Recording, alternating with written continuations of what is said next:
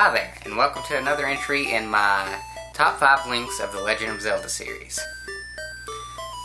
Now, if you haven't, you still have time to go and check out my picks for number 4 and 5. You can click the link here, or the link here. Of course, some people do go both ways. And now, without further ado, here's my pick for number 3.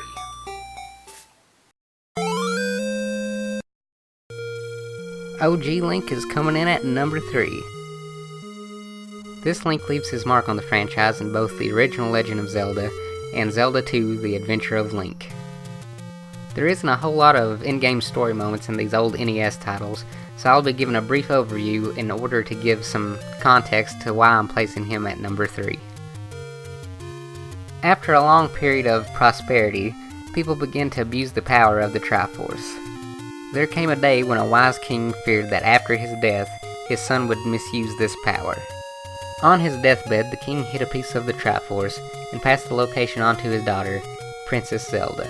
Furious with being left an incomplete Triforce, the son searched for its location and eventually tried to force this information out of his sister. Even with the aid of a powerful wizard, he was unable to make her cooperate, and instead cast a spell of eternal sleep upon her. Now king, the prince regretted his actions and had his sister sealed in the safety of the Northern Palace. The kingdom of Hyrule fell into decline, and the story of the sleeping princess and the third piece of the Triforce were all but forgotten. At some point, due to the greed of men, the evil King Ganon was resurrected. Ganon besieged Hyrule and was able to obtain the Triforce of Power. Before she could be captured, a new Princess Zelda split the Triforce of Wisdom into 8 and scattered them throughout the land. With Zelda captured, her nursemaid Impa escaped to find help. Impa found herself cornered, but was saved by a young adventurer named Link. After hearing what had happened, Link set out to assemble the Triforce of Wisdom and challenge Ganon. When Link begins his journey, one of the first things you'll notice is Hyrule is basically just a shell of its former self. What few citizens remain in the kingdom are forced to take residence in caves. And let me just tell ya, you don't often get too much help from these guys either. What advice you are given is usually either very cryptic or just plain not helpful at all. Oh, Dodongo dislikes smoke. Well, I'm not really that fond of it either.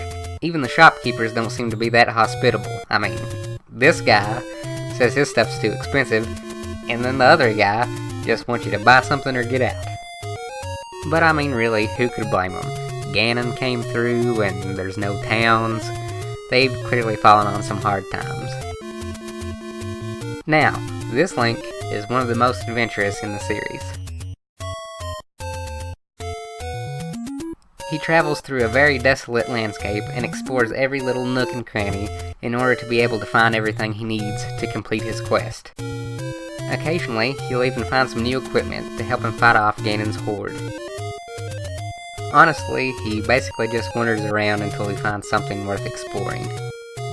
He doesn't even get to explore in peace because Ganon's minions and other monsters are basically stepping on his heels pretty much every step of the way. When Link does find his way into a dungeon, he is greeted with even more monsters and what is essentially a maze to wander through. This is where you run into the worst of Link's enemies.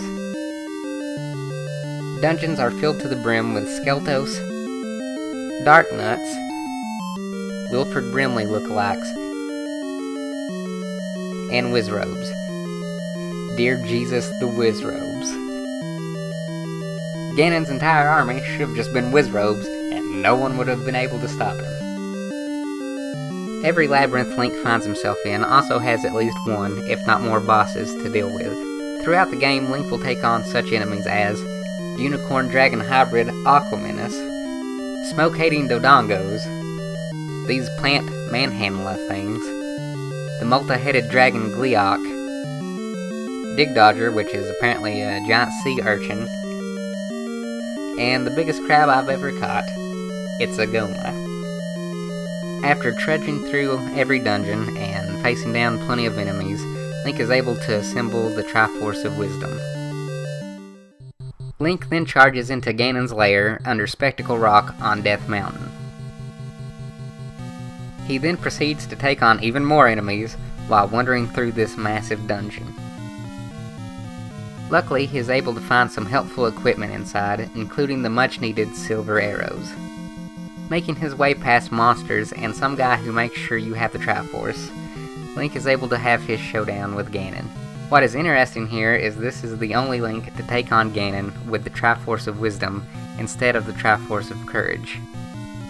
Ganon straight up turns invisible and begins shooting fireballs at you. Using the power of the Triforce, Link is able to battle against Ganon and puts him down with a silver arrow to the head.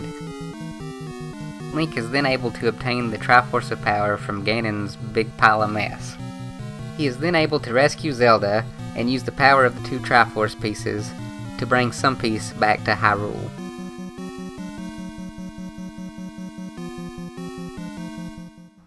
Some years later, while continuing to work to restore Hyrule, a Triforce insignia appears on Link's hand. Upon seeing this, Impa reveals the story of the Sleeping Princess and the Triforce of Courage to Link. Link then receives a scroll and 6 crystals to place around the land. Link sets out on a quest to break the seal around the palace where the Triforce of Courage is hidden and awaken the sleeping Princess Zelda. However, the remnants of Ganon's forces, not content with their past defeat, set out to find Link and spill the hero's blood in an effort to revive their master.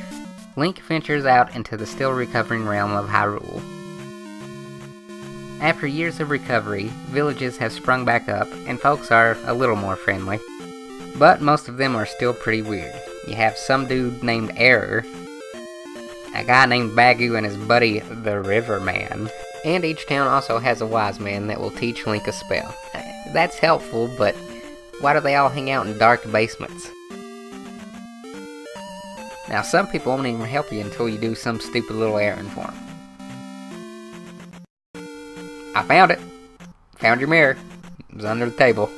But there does seem to be a few ladies in each town willing to help a young hero out. Oh yeah. With crystals ready, Link is able to travel to the 6 ancient palaces and place each in its respective statue. Unfortunately, he didn't just get to simply walk in and place them, he had to go through all kinds of annoying enemies. I'm looking at you, Iron Knuckles. Link also has to defeat a guardian for each temple before he can place the crystal in its statue. First there's Horsehead. He looks like one of those weird horse masks people like so much these days. Helmet Head, a fire-breathing suit of armor.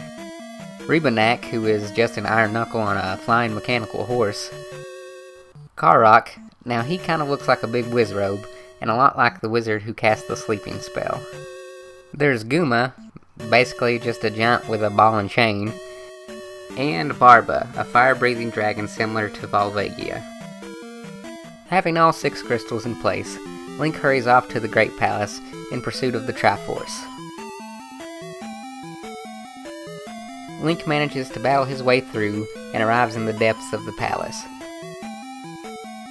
This is where Link is confronted by the final guardian, Thunderbird, who by judging by concept art is super creepy looking. After defeating Thunderbird, Link finds the Triforce piece guarded by an old sage. He is then put through one last trial, defeating the shadowy version of himself. I'll take care of that just nice and cheaply. Being deemed worthy of the Triforce of Courage, Link travels back to the Northern Palace. Once there, he reunites all the pieces of the Triforce and is able to break the curse on the sleeping Zelda.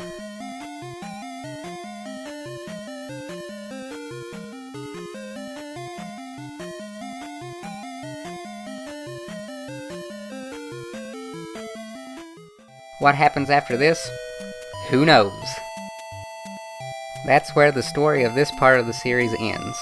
That's right, so far The Legend of Zelda and Zelda 2 take place at the end of the timeline. Now the Hyrule Historia says that peace was restored to Hyrule at this time, but who knows for how long.